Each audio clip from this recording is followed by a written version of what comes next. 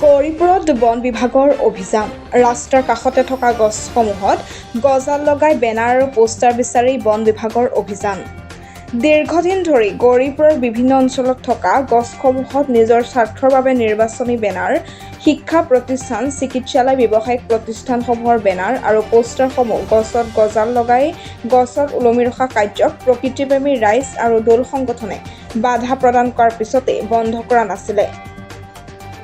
পৰৱৰ্তী সময়ত বাতৰি পৰিৱেশন হোৱাৰ পিছতে গা লৰিল ধুবুৰী বন বিভাগৰ বেনাৰ আৰু পোষ্টাৰসমূহ গছৰ পৰা আঁতৰাবলৈ আৰম্ভ কৰিলে অভিযান।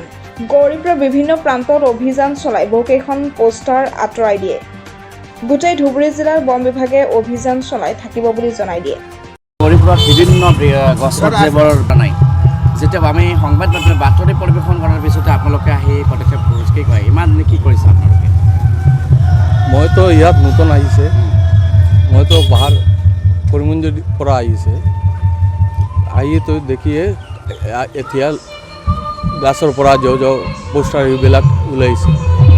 আজি ক'ত অভিযান চলালে আপোনালোকে? আজি কোন ঠাইত অভিযান চলালে? যাই পাই গোটেইবিলাক দেখিব লাগিব। লগতে এগৰাকী প্ৰাক্তন বিধায়কৰ পোষ্টাৰ লগাইছে, কি কয়? যি লাগাইছে সব ওলাইব। পারে নাকি? এনেকে গছত না আইন নাই, আমরা গাছের লাগিয়ে আমরা শ্বাস প্রশ্বাস নিচ্ছি, গাছগুলাই আমাদের প্রাণ দিচ্ছে। দেখা গৈছে ধুবুৰী ডিষ্ট্ৰিক্টত আৰু বহুত ঠাইতো এনেকুৱা গছত গজাল গাড়াইছে, এইবিলাক কি কৰিব?